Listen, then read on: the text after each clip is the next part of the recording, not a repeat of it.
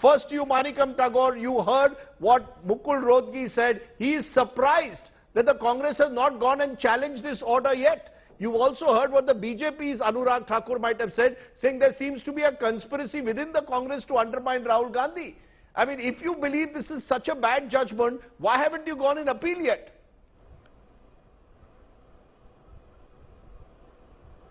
Thank you, Rajdeep.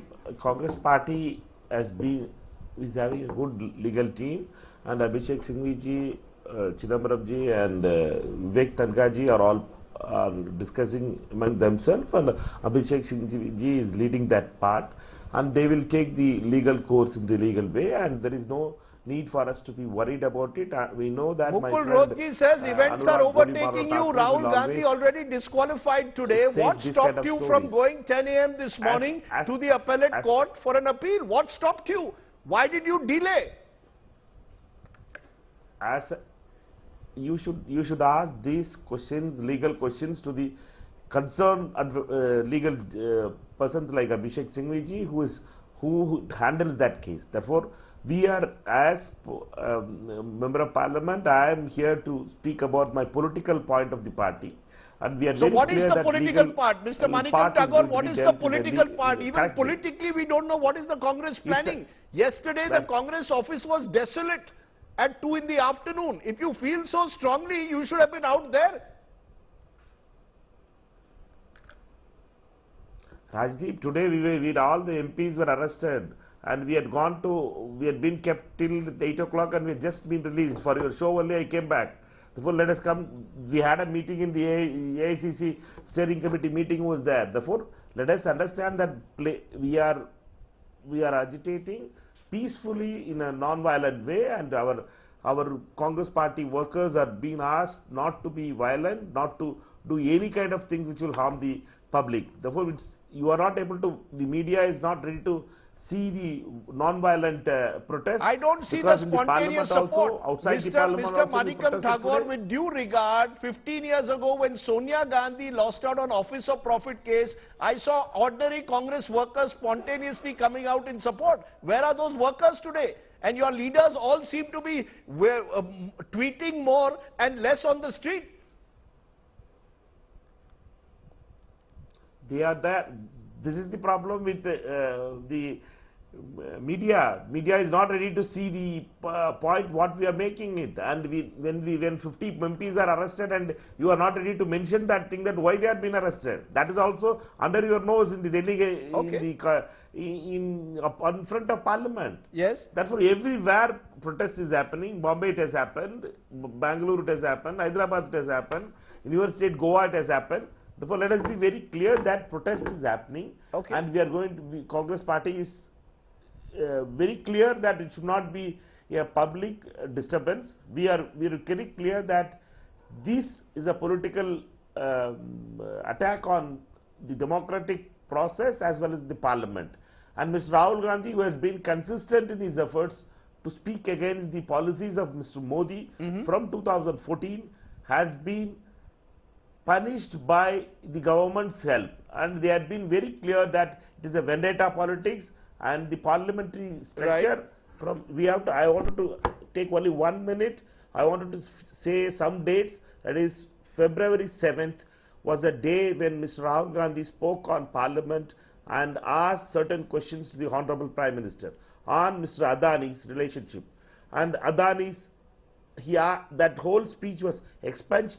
The next day, 8th of February, the speeches were expunged. After that, the case, which was dead and it was having a stay, was vacated, and it was fast forward. And now we come here. You're making, Mr. Tagore. Okay, you made your point. You're making a very serious allegation that the BJP needs to respond to. That 30 seconds. Okay, no. So you made your point. You made your point. You made your point. I gave you a lot of time. Just a minute, sir.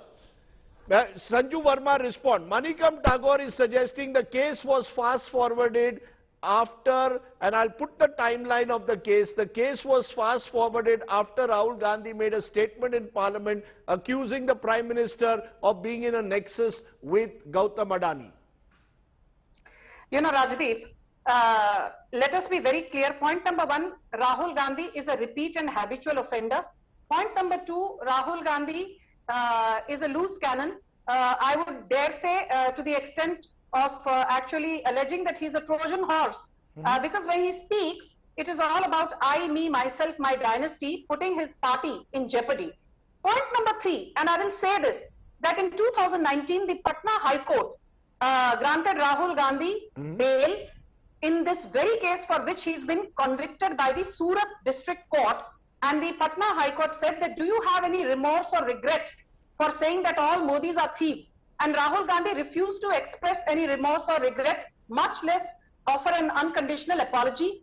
And now, his loose comments have come back to bite him, because the Surat District Court decided that what the Patna High Court said does not hold water, and Rahul Gandhi has not just defamed Prime Minister Modi, but he has actually sought to defame and malign an entire community, and we all know that Modis are largely Ma'am, that is your spin to it. Ma'am, I have now gone through it. He didn't say Sare Modi chor hai. Ma'am, that is the BJP spin. But you tell me the chart. No, madam, answer the question Manikam Tagore is raising.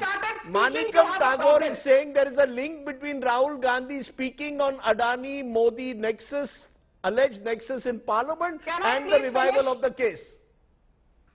Rajdeep Sardesai, I heard what Manikam Tagore said, and neither is Rahul Gandhi Raja Harishchandra nor is Manikam Tagore. So please do not repeat what Manikam Tagore said. He is here to defend his leader, no matter how incompetent he is. And when I say incompetent, I refer to none other than Rahul Gandhi. Let's not beat around the bush. I will just say this to you.